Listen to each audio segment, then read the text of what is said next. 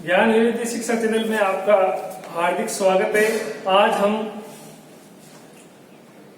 मारवाड़ के राव जोधा जी के बारे में हम अध्ययन करेंगे, जिन्हें जोधपुर का संस्थापक भी माना जाता है, मेहरानगढ़ का निर्माता भी माना जाता है। और राव जोधा जी ने अपने छोटे से एक साम्राज्य को एक विशाल साम्राज्य में परिवर्तित कर दिया गया था। राव सिंह जी के बाद में जोधपुर के राठौड़ वंश में सबसे अगर वो शक्तिशाली और प्रतापी शासक थे तो वो थे राव जोधा। अब हम राव जोधा के जीवन की संपूर्ण घटना के बारे में हम अध्ययन करेंगे। किन समस्याओं से राव जोधा ने समस्याओं का सामना करना, किन प्रकार समस्याओं का समाधान किया और किस प्रकार आओल बाउल संधि के माध्यम से अपने साम्राज्य को सुरक्षित किया और कितने अपना साम्राज्य किन किन प्रांतों में फैलाया, उनके बारे में, उनके द्वारा मेहरानगढ़ का जो निर्माण करवाया गया था, संपूर्ण अध्ययन करेंगे। और हम राव जोधा जी का विस्तार से अध्ययन कर रहे हैं। अब देखिए, राव जोधा रणमल के पुत्र थे। ये जो रणमल थे ये मेवाड़ में थे। मेवाड़ में महाराणा कुंभा के संरक्षणकर्ता थे रणमल। और रणमल की 1438 ईस्वी में 1438 ईस्वी के अंदर रणमल की हत्या कर दी जाती है। हत्या करने के बाद में जब राव जोधा को यह पता चल जाता है कि मेरे पिता की मृत्यु हो गई, तो राठौड़ सरदारों के द्वारा मेवाड़ से भागकर मारवाड़ आने का प्रयास करते हैं। और उस प्रयास में राव जोधा मारवाड़ आने में सफल रहता है। और वहां से राव जोधा भागकर कहाउनी गांव के अंदर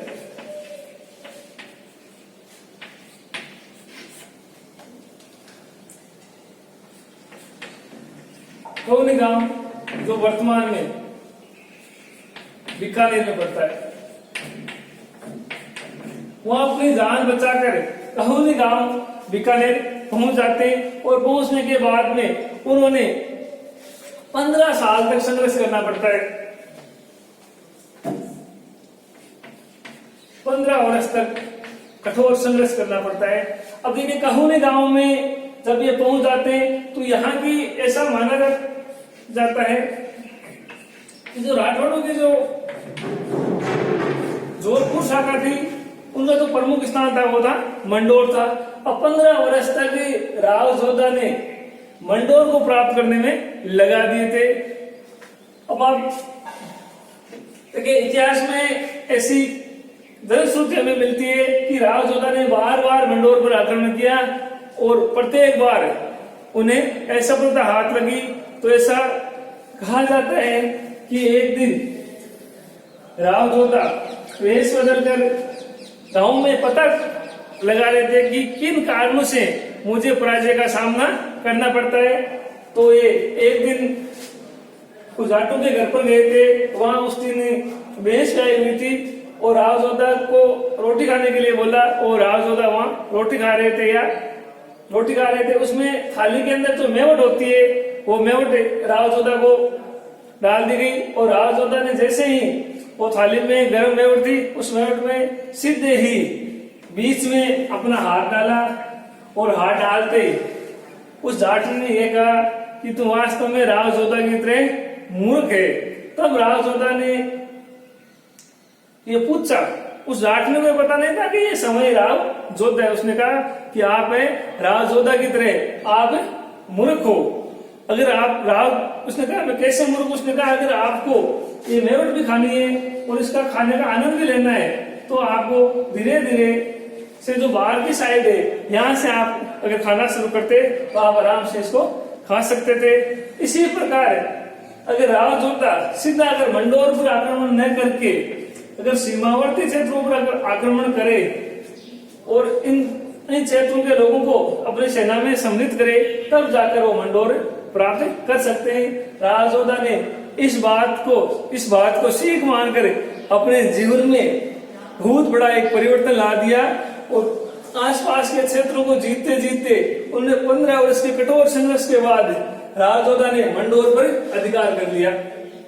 देखिए, जब राव जोधा मेवाड़ से भागकर आए थे, तो आए तो कहूने गांव बीकानेर के पास रहने लगे और मंडोर पर राणा चुंडा विशाल सेना लेकर आया और मंडोर पर उन्होंने अधिकार कर लिया। अब अधिकार कर लिया और इस राणा चुंडा को राणा देखिए, एक राव चुंडा हुए थे जोधपुर के अंदर और राणा चुंडा हुए थे मेवाड़ के अंदर। जब चुंडा रणथंभौर इसको नहीं मंडोर के दुर्ग पर अधिकार कर लिया था और अधिकार करने के बाद में राणा चुंडा वापस मेवाड़ चले गए और किसी अपने सामंत को छोड़कर चले गए। अब इन्हें मेवाड़ का विषम पिता कहा जाता है, विषम पिता कहा जाता है। 15 वर्ष के कठोर संघर्ष के बाद में 1453 के अंदर 1453 ईस्वी के अंदर महाराणा कुंभा और राव जोधा के बीच में एक संधि होती है और संधि कहा जाता है आवल बावल की संधि।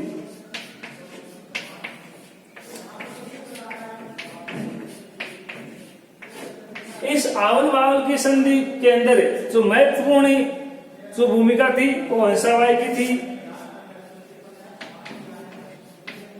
हंसाबाई,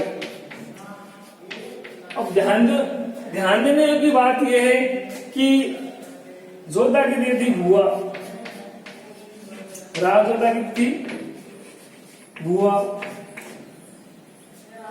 और कुंभा की थी ये दादी साहब।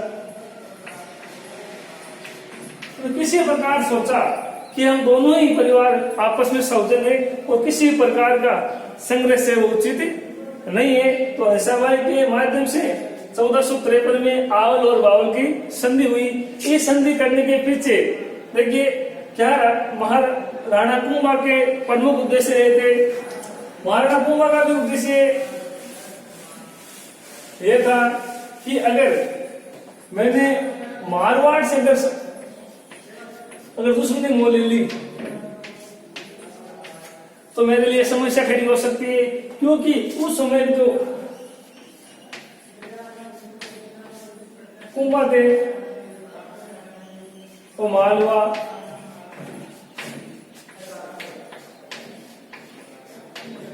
गुजरात और नागौर इन सुल्तानों से आपस में उलझा हुआ था और वह खुद ये चाहता था कि मारवाड़ और मेवाड़ के बीच में अच्छे संबंध हो। किसी प्रकार अगर इनका आक्रमण हो तो मेरे साम्राज्य को सुरक्षित कर सकूं। और दूसरा कारण यह था कि अगर कभी मारवाड़ मेवाड़ पर कभी संकट पड़े तो राव जोधा मेरी मदद कर सके। और जो महत्वपूर्ण भूमिका थी वो हंसाबाई की थी। हंसाबाई कभी ये नहीं चाहते थे कि आपस के अंदर, क्योंकि जब महाराणा कुंभा जब शासक बने तब राव जोधा के पिता का महत्वपूर्ण योगदान रहा था। और राव जोधा ने जब 1453 के अंदर मंडोर पर अधिकार किया तब महाराणा कुंभा ने कोई विरोध नहीं किया। और राव जोधा की तुलना में यह महत्वपूर्ण इसलिए था क्योंकि राव जोधा को पता था कि अगर मेरा मंडोर क्षेत्र भी अगर मेरी सुरक्षा में नहीं रहेगा तो मैं मेरे राज्य का किस प्रकार विस्तार करूंगा। इस प्रकार मंडोर को सुरक्षित रखने के लिए राव जोधा और महाराणा कुंभा के बीच में आवल बावल की संधि हुई थी। इस संधि के माध्यम से मेवाड़ और मारवाड़ की सीमा तय की गई थी। मारवाड़ की सीमा 100 तक तय की गई थी।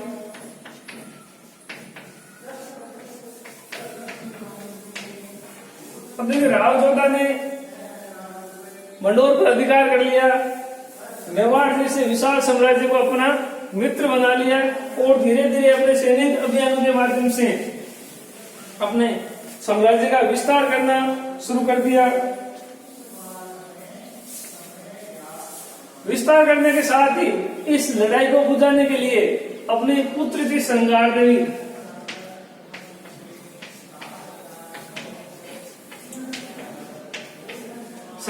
का विवाह महाराणा कुंभा के बड़े पुत्र रायमल से कर देते हैं और आगे जाकर ये भी मेवाड़ के शासक बनते हैं। गोसुंडी की बावड़ी है,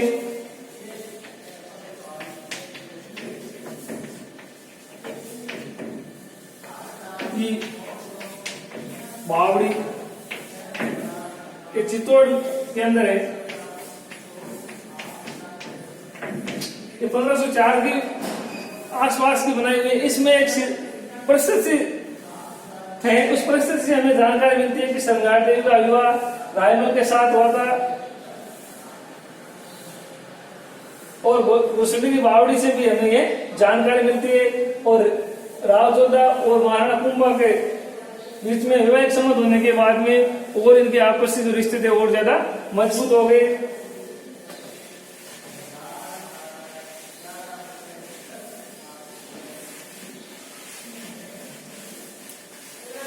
राव सियार जी हुए थे,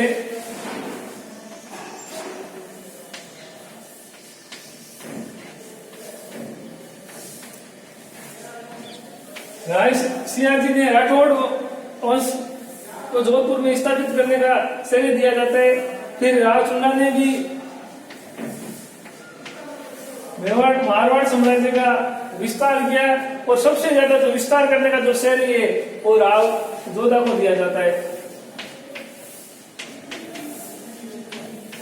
राव जोधा को दिया जाता है। उन्होंने अपने साम्राज्य का विस्तार करते हुए नागौर,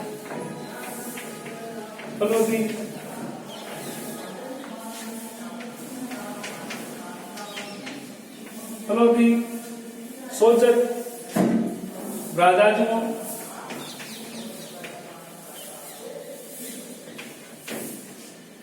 जालोर,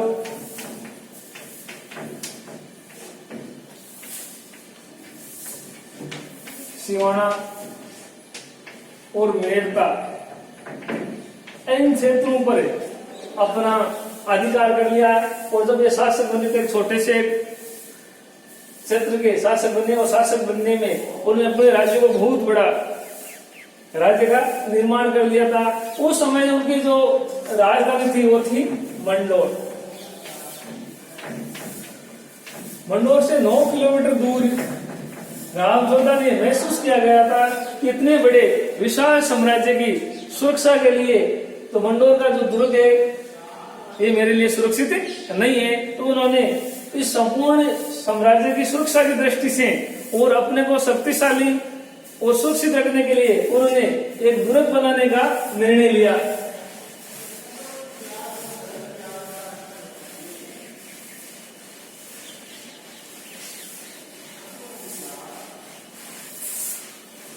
और देखिए प्रतियोगिता परीक्षा में कई बार एक प्रश्न पूछ दिया जाता है कि मारवाड़ के अंदर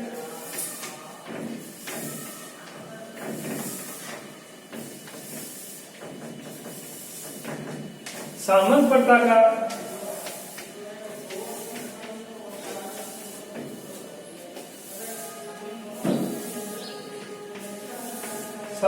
का जनक कौन था? जनक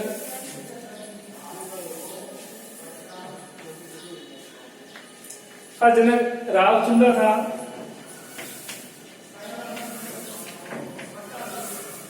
और जो मारवाड़ के अंदर सामंत प्रथा का वास्तविक अगर जनक देखा जाए तो था राव जोधा। सामंतवादी जो प्रथा है मारवाड़ के अंदर रावचुंदा ने लागू की गई और जो वास्तविक रूप से अगर देखा जाए तो सामंत प्रथा राव जोधा ने लागू की गई थी। राव जोधा का जो विशाल साम्राज्य होने के बाद में अपने सौजन्य परिवार वालों को अलग अलग क्षेत्रों के जागीरदारी प्रदान की गई थी। और देखिए इतने बड़े साम्राज्य की सुरक्षा के लिए उन्हें एक दुर्ग की आवश्यकता महसूस हुई और वह दुर्ग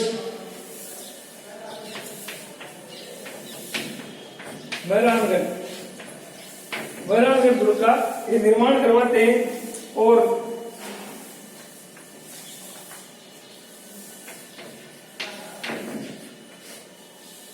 मई 1459 के अंदर एक नए शहर की स्थापना करते हैं जिसे माना जाता है जोधपुर। नवीन शहर का निर्माण करवाते हैं 1459 ईस्वी के अंदर। उसमें बोला जाता है जोधा ने अपने नाम के आधार पर जोधपुर की स्थापना की मई 1459 ईस्वी के अंदर और अपने जोधपुर की स्थापना की और एक मेहरानगढ़ दुर्ग का भी निर्माण करवाया। इस दुर्ग का निर्माण चित्रकूट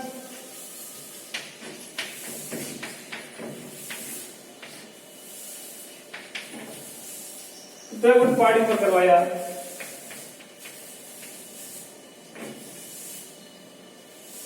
चिड़ियाकोट पहाड़ी थी।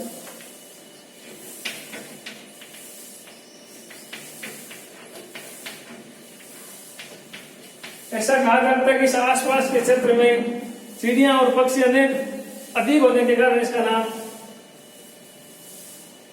चिड़ियाकोट पहाड़ी नाम पड़ा। कुछ इतिहासकार कहते हैं यहाँ चिड़ियाकोट नाम के एक महात्मा रहते थे और उन महात्मा ने शराब दे दिया कि जोधा ये तू दुर्ग तो बना रहा है मगर ये हमेशा ही यहाँ पानी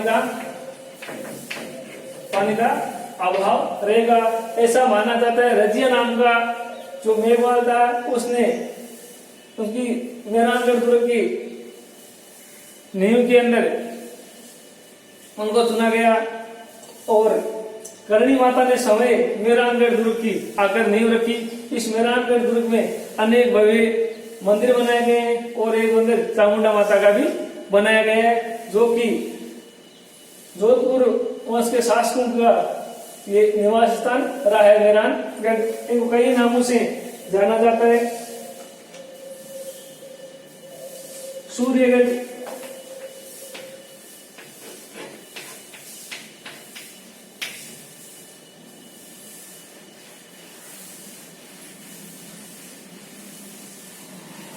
अब देखिए जोधपुर को बलू सिटी भी कहा जाता है, नीला शहर भी कहा जाता है। नीला शहर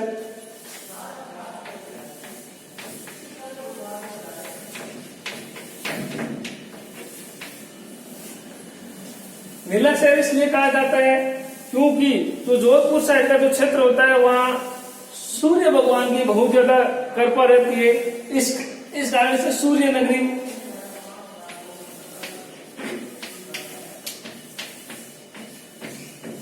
और नीला शहर या बलियो सिटी इसलिए कहा जाता है क्योंकि जोधपुर के अंदर गर्मी अधिक पड़ने के कारण जो मकानों को जो व्हाइट कली करते हैं उस कली के अंदर नील की अधिकता होने के कारण यह शहर देखने में नीला शहर लगता है। इस कारण से बलियो सिटी भी कहा जाता है। जैसे जयपुर को पिंक सिटी कहा जाता है जबकि जयपुर का वास्तविक रंग है वो गेहुआ कलर है। अब हम आगे बात करते हैं इसे मयूर ध्वज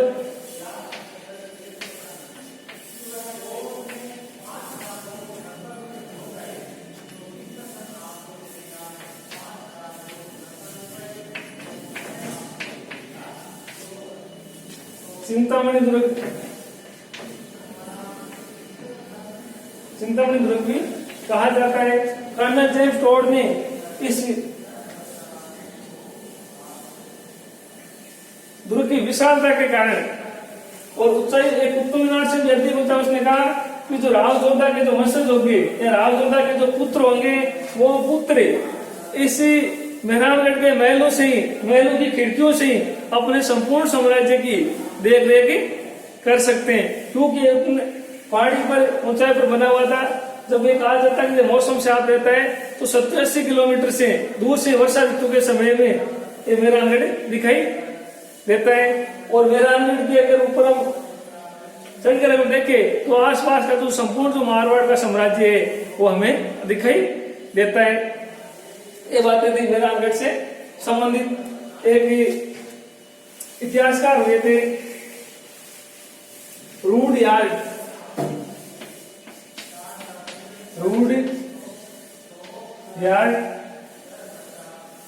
कीपलिंग। उन्होंने कहा कि ये जो मेहरानगढ़ दुर्ग है ये किसी मनुष्य के द्वारा नहीं बनाया गया, ये परियों और फरिश्तों के द्वारा ये बनाया गया दुर्ग है। इस दुर्ग की अगर आकृति देखे तो मयूर के समान है और जो भारत का नक्शा है उससे भी ये मिलता जुलता है। अब आगे हम बात करते हैं कि राजयोद्धा ने जोधपुर की स्थापना की, अपनी सुरक्षा के लिए दुर्ग का निर्माण करवाया, और निर्माण करवाने के बाद में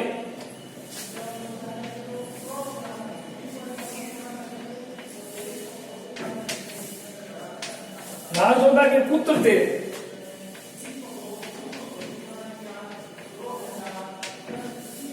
बिक्का,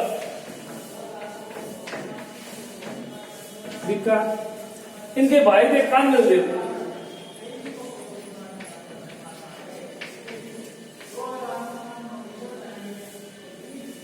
कांदल राठौर भाई थे। ऐसा कहा जाता है कि मेरामेट के अंदर एक दिन राजयोद्धा कांदल देव और बिक्का ये बैठे थे, और कांदल देव ने एक पद को समेटे हुआ रखा था, और राजयोद्धा ने कहा कि भैया आप ऐसे कैसे बैठे। उसने कहा कि जोधा जी बात ऐसी है कि जितने पुत्र होंगे उन पुत्रों में इन पुत्रों के लिए उत्तराधिकारी के लिए भी लड़ना होगा।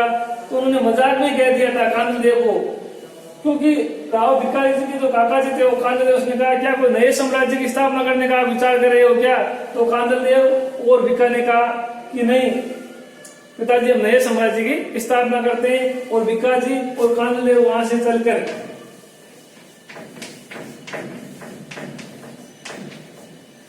राव भिक्का अपने नाम पर बीकानेर नाम का शहर बसाते हैं, और कांदल देव की देख रेख में ही बीकानेर नगर बसाया। इसका हम अध्ययन बीकानेर रियासत के अंदर हम अध्ययन करेंगे। ऐसा कहा जाता है कि कांदल देव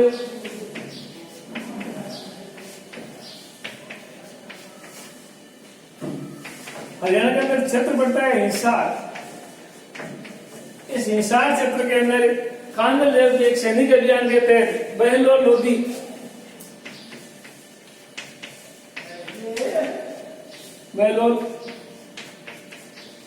का एक सेनानायक था सारंग का,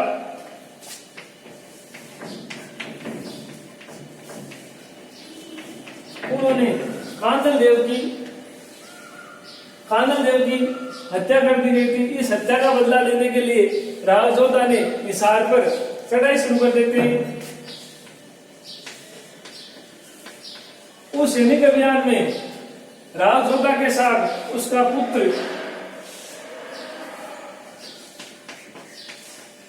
बिक्का भी साथ है, और वहां ये सैनिक अभियान करते हैं हिसार के अंदर। और जो सारंग खां होता है उसको राजयोद्धा उनको मार देता है। उस हिसार विजय के बाद में राजयोद्धा की मान और प्रतिष्ठा में वृद्धि होती है, और चलते चलते चूरू जिले के द्रोणपुर क्षेत्र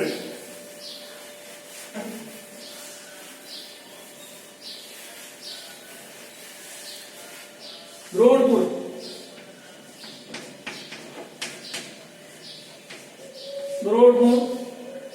जो कि वर्तमान में इस गांव को गोपालपुरा कहा जाता है,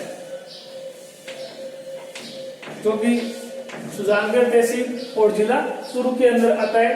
पहाड़ी है, वहां कहा जाता है कि वहां पर राजयोद्धा अपने पुत्र बिक्का से वचन मांगता है कि हे बिक्का, मेरी मृत्यु के बाद में तुम अपने कभी भाइयों से जोधपुर को नहीं छीनना। तो इस बात को बिक्का कर्तव्यपूर्ण से इस वचन को निभाता है। उसने कहा पिताजी, मैं कभी भी जोधपुर पर आक्रमण नहीं करूंगा। उसने कहा एक वचन आपको मुझे भी देना पड़ेगा। उसने वो बोलिए। तो बिक्का ने कहा कि मैं जो राठौड़ वंश के जो राजचिन्ह है उन राजचिन्हों और मुकुटों को मैं वापस बीकानेर लाऊंगा। और इस कारण ये पूरा मामला राव बिक्का ने बीकानेर की स्थापना कर दी। राजयोद्धा ने विशाल साम्राज्य की स्थापना कर ली गई थी, और मारवाड़ के एक छोटे से राज्य को नागौर, मेहता, फलोदी, सिवाना, ब्रादाजून, हिसार तक अपने साम्राज्य की स्थापना कर ली गई थी। और 1400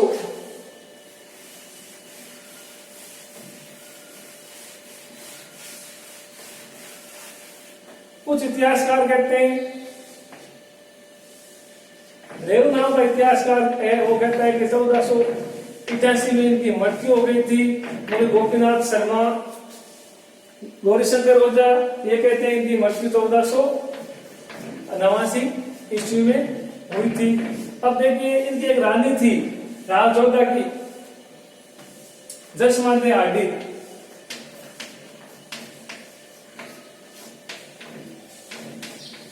इनकी हाडी रानी थी, उस रानी सागर तालाब का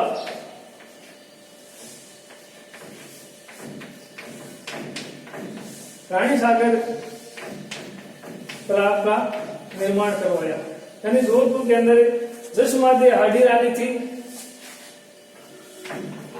जिन्होंने रानी सागर तालाब का निर्माण करवाया। ये तालाब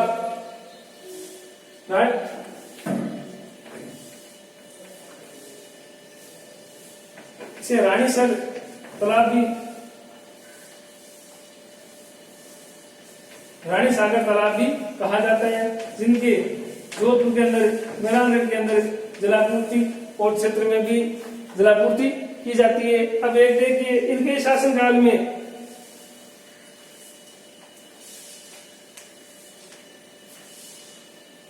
जोधा की माता थी कोडमदेव।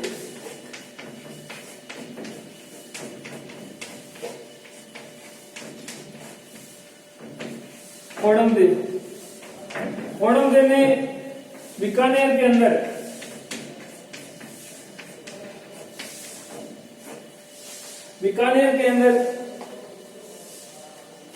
कोडमदेसर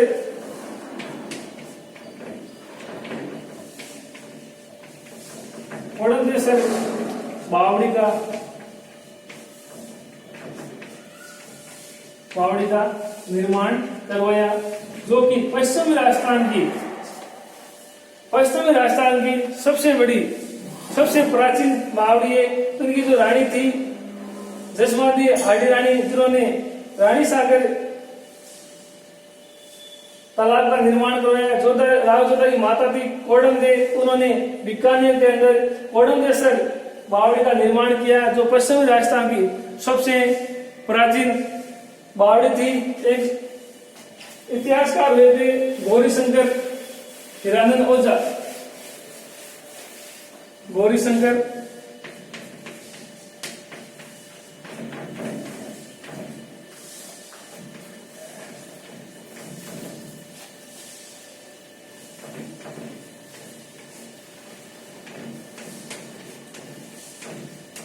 उनके अनुसार मारवाड़ का सबसे प्रतापी शासक रावजोधा थे।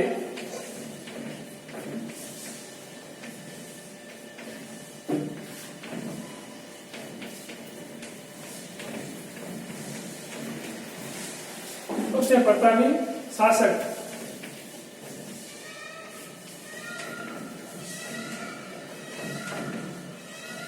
रावजोधा थे। यानी इस प्रकार हम कह सकते हैं कि रावजोधा ने 15 शुरू में अगर इतिहास को देखें तो शुरू के जो 15 वर्ष थे वो संघर्षशील इनका जीवन था। 1453 के अंदर उन्होंने मंडोर पर अधिकार कर लिया। मंडोर पर अधिकार करने के बाद में अपने साम्राज्य का विस्तार किया।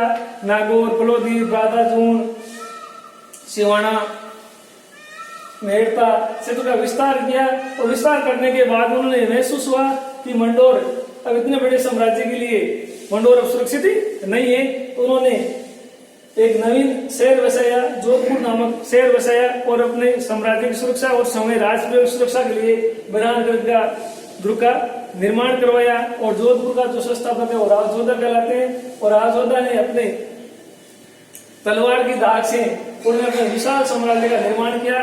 और उनके पुत्र राव बीकानेर भी चाचा कानदेव की सहायता से बीकानेर नामक अलग से राठौड़ों के साम्राज्य की स्थापना की। और उन्होंने शासनकाल में कई ऐसे कार्य किए। और यह संपूर्ण रावजोधा का इतिहास था। और मैंने पूरा प्रयास किया रावजोधा का इतिहास बताने में। अब हम कल अगले शासक के बारे में हम कल अध्ययन करेंगे। नमस्कार।